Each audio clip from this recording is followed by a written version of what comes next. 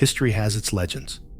But then, there are records so bizarre, so impossible, that they almost feel like myths. And yet, they were written down, carefully preserved, passed through generations. One of the strangest of them all is the Sumerian King List, a single text that claims gods once ruled Earth.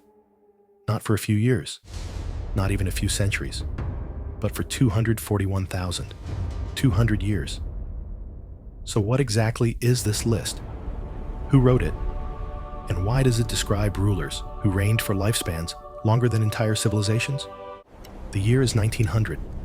An ancient cuneiform tablet is unearthed in Iraq, the heart of Mesopotamia.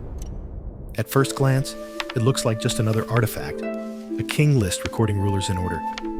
But then the names start to stretch belief. Rulers not living for decades, but for tens of thousands of years. Cities that supposedly thrived before history itself even began. The most famous copy comes from the ancient city of Larsa, written around 1800 BC. It lays out a timeline of kings going back to before a great flood. Yes, that flood. The text begins with a chilling phrase. After the kingship descended from heaven, it was in Eridu. Right there, the tone is set. Kingship wasn't created by men. It descended, as if handed down by gods. Let's pause for a second. Imagine this. The very first ruler on the list, Alulim of Eridu, is said to have reigned for 28,800 years. His successor? Another 36,000 years. That's not a dynasty. That's practically geological time. For comparison, Homo sapiens as a species have only been around for about 300,000 years. And here, 2 kings already covered a quarter of that. In total, the list describes 8 kings who ruled for an unbelievable 241,200 years. Only after that span comes the flood, which wipes everything clean. Sound familiar? It should. Because this parallels not only the biblical Noah story, but also flood myths in countless other cultures. Coincidence? Or are we tapping into something deeper? Here's where things shift. After the flood, reign lengths suddenly shrink. Instead of tens of thousands of years, kings rule for hundreds, then gradually, for more normal spans of decades. Historians note this pattern almost feels like a deliberate reset, as if the text is separating a mythical age of gods from a more human, historical era. But that raises a huge question. Was this meant to be taken literally? Or was it a symbolic way of saying, in the beginning, rulers were larger than life, godlike beings? Here's the kicker. The Sumerian King List isn't alone. Other ancient cultures also describe impossibly long reigns. In ancient Egypt, the Turin King List includes divine and semi-divine rulers before pharaohs. In China, mythic emperors are said to have ruled for centuries. In the Bible, the patriarchs before the flood, like Methuselah, lived nearly 1,000 years. So across continents, across centuries, we see the same pattern. First came the long-lived rulers. Then came us. So what do we do with this? Is it simply myth-making? Kings inflating their history to look more powerful? Or was there really an age before history, where rulers weren't entirely human? And if kingship truly descended from heaven, what exactly does that mean? Let's dive deeper. To understand this king list, we need to go back to its origins. The most famous copy, the Weld-Blundell Prism, was discovered in the ruins of ancient Nippur. Just 8 inches tall, but packed with information that defies logic. The prism doesn't just name rulers. It arranges them in a sequence, linking one city after another, as if kingship itself was a prize that moved from place to place. The first city was Eridu, often called the oldest city in the world. Archaeologists have found ruins there dating back to around 5,400 BC. The Sumerians believed Eridu wasn't just a settlement. It was where civilization itself began. And according to the king list, this wasn't by human effort. It was decreed from above. Kingship descended from heaven and landed in Eridu. That was the start. The first king, Alulim, reigned for 28,800 years. Let that sink in. That's longer than the entire history of writing, agriculture, and most of human civilization combined. Yet the Sumerians recorded it with precision. Not a rough number. Not a very long time. Exact figures. Specific cycles. Alulim wasn't seen as just a man. He was something else. Then came Alalgar, his successor. His reign, 36,000 years. Together, their rule alone spanned over 60,000 years. More than enough time for entire ecosystems to rise and collapse. Yet here, they are presented simply as the first two kings of Earth, and it doesn't stop there. After Eridu, kingship passed to Bad-Tibira, another ancient Sumerian city. There ruled Enmenluana, with a reign of 43,200 years. Think about that. We measure our leaders in 4-year terms. They measured theirs in cosmic spans. These numbers are so extreme that historians struggle to categorize them. Too long to be literal, too precise to be symbolic. Some researchers suggest these reign lengths were tied to astronomy. The Sumerians were master skywatchers after all. They used a number system based on 60 and measured time in cycles. The unit called a sar equaled 3,600 years. And guess what? These reigns align perfectly with multiples of sars. 8 sars for Alulim, 10 sars for Alalgar, 12 sars for Enmenluana. It looks less like exaggeration and more like a mathematical code. But here's the mystery. Why encode kingship in these immense cycles? Were they describing actual lifespans or embedding cosmic patterns into history? Could it be that the Sumerians were less interested in recording biographies and more interested in connecting their rulers to the very fabric of the cosmos? Still, this raises a chilling possibility. What if these rulers weren't human in the way we are?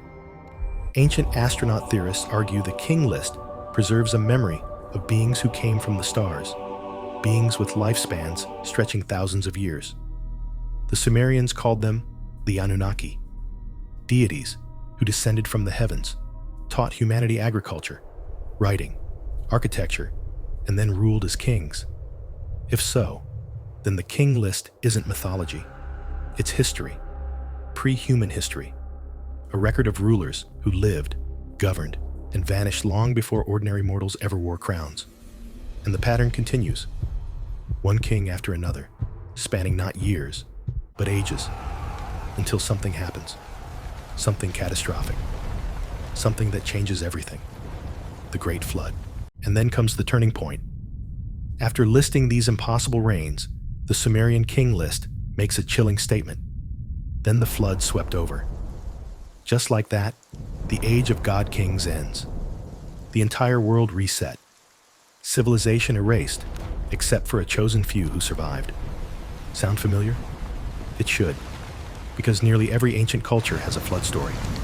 The Bible's Noah, the epic of Gilgamesh's Utnapishtim, India's Manu, Greece's Deucalion.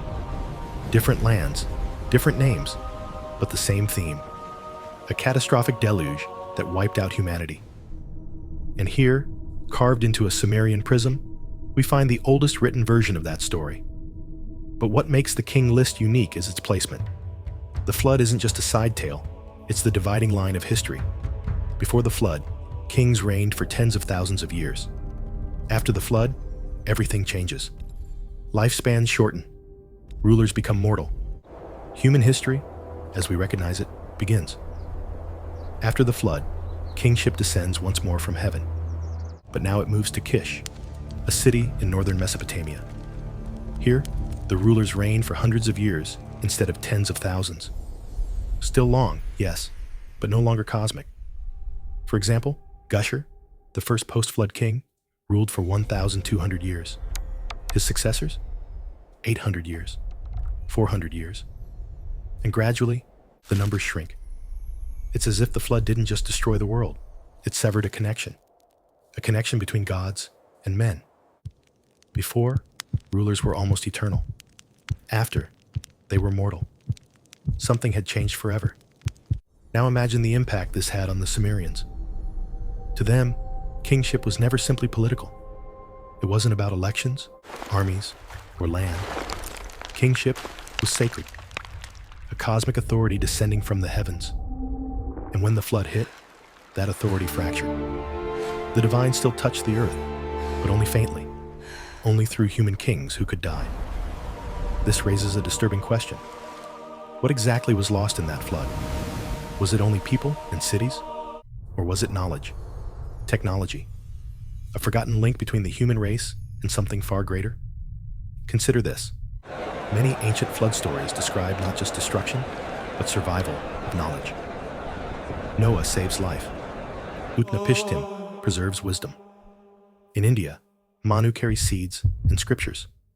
Could it be that the survivors of the Mesopotamian flood carried fragments of an earlier, advanced world into the New Age? And that the King List is the last remnant of that memory? What we see here is more than myth. It's a dividing line. On one side, gods ruling for ages. On the other, humans struggling through shorter reigns. The flood is the hinge between two realities, the golden age of the divine and the fragile age of man. And as kingship resumes in Kish and beyond, the King List continues. Dozens of rulers, hundreds of years, across shifting cities. Each name a puzzle, each number a code. Slowly, history moves closer to the world we recognize. But one mystery lingers. Why did the Sumerians preserve this structure? Why not erase the impossible pre-flood kings? Why keep those numbers, those names, that cosmic timeline? Perhaps because to them, it wasn't legend. It was fact. A record of what truly came before us. And if that's true, then history as we know it is only half the story. The other half lies buried in the forgotten world before the flood. After the flood, the story of humanity enters a new chapter. Kingship, the Sumerians said, had once again descended from heaven. But now, it didn't stay rooted in one eternal city. Instead, it moved, like a divine torch, passed from city to city across Mesopotamia. The first was Kish. Archaeology confirms this. Excavations in the ruins of Kish reveal one of the earliest post-flood settlements, filled with temples, tools, and inscriptions matching the King List. Here, rulers still reigned for centuries, but they were no longer immortal. The age of god-kings was over. The age of men had begun. From Kish, kingship passed to Uruk, the city that would become legendary. And at Uruk, one name shines above all others: Gilgamesh. Yes, that Gilgamesh, the hero of the world's oldest epic. According to the King List, Gilgamesh ruled for 126 years. Not 10,000, not 1,000, but still long enough to mark him as more than ordinary. His adventures, slaying monsters, searching for immortality, speaking with the gods, blur the line between myth and history. And that's the power of the King List. It anchors the mythical Gilgamesh into a historical framework. After Uruk came Ur. After Ur, Awan, then Hamazi, then Mari. Each city ruled for a time before losing its divine mandate, sometimes peacefully, sometimes through conquest.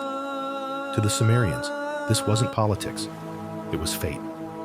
Heaven had chosen a city, and when its time was done, kingship simply moved elsewhere. Think about how strange that is. In our world, nations fight for power. Empires rise and fall by war and wealth. But in the Sumerian worldview, kingship was bigger than humans. It was divine. Cities didn't seize power.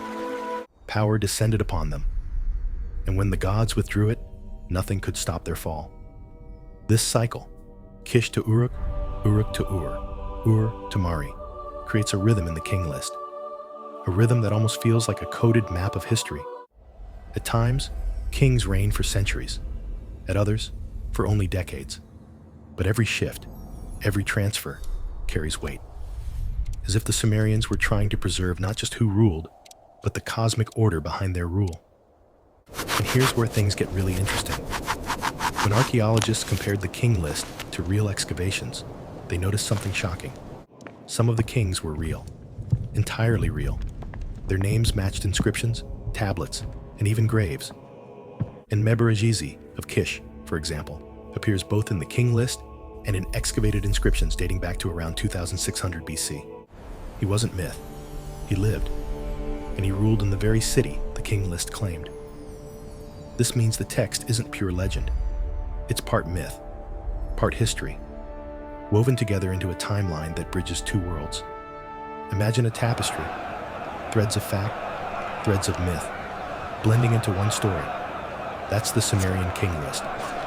And as it moves through these shifting dynasties, we begin to see the rise of something new. A world that looks more and more like the human history we know. The flood is behind us. The god kings are gone. But the echoes remain, in the numbers, in the names, in the belief that kingship was never just about men, but about the divine. The King List, in other words, isn't just history. It's theology. It's a record of the sacred heartbeat of civilization. As the dynasties rolled on, the Sumerian King List grew longer, stranger, and more complex. Names piled up like echoes across the centuries. Some remembered, others almost erased. But one theme stayed the same. Kingship descended, flourished, and then vanished, only to reappear in another city chosen by fate. Eventually, the list takes us to Akkad, the empire of Sargon the Great. Here, we step firmly into history as we recognize names, inscriptions, and entire cities that archaeology has confirmed. The King List ties Sargon into the divine chain, presenting him not as just a conqueror, but as the rightful heir of a cosmic tradition stretching back to the antediluvian kings. This is where the King List becomes more than a record. It becomes propaganda. By linking rulers like Sargon to the ancient god kings, it gave them legitimacy. It told the people, your king is part of a divine order that began when gods themselves ruled the earth. And yet, the deeper you look, the more questions appear. Why exaggerate the lifespan so wildly? Why mix the names of mythical figures like Gilgamesh with verified rulers? Was this just storytelling? Or was it a way of encoding truths too dangerous to speak outright? Some researchers think the extreme numbers were symbolic, meant to signal power, or even astronomical cycles, rather than literal lifespans. Others think the scribes wanted to preserve the memory of a forgotten age, one erased by the flood. An age when humanity lived differently, thought differently, maybe even ruled differently. And that brings us to the biggest mystery of all. Why did the Sumerians believe kingship descended from heaven in the first place? Was this just religious metaphor? Or did they truly believe their earliest rulers weren't human at all, but beings from beyond? Gods, spirits, or something far stranger? We may never know. But one thing is certain. The Sumerian King List is unlike any other document in human history. It's not just a timeline. It's a doorway, blurring myth and reality, gods and men, earth and heaven. When you read it, you don't just see history. You feel the pulse of a civilization struggling to explain its place in the universe. A civilization that refused to separate the sacred from the political, the cosmic from the earthly. And maybe that's why the King List still haunts us today. Because buried in its strange numbers and shifting dynasties is a question that echoes across time. What if the Sumerians weren't just writing myths?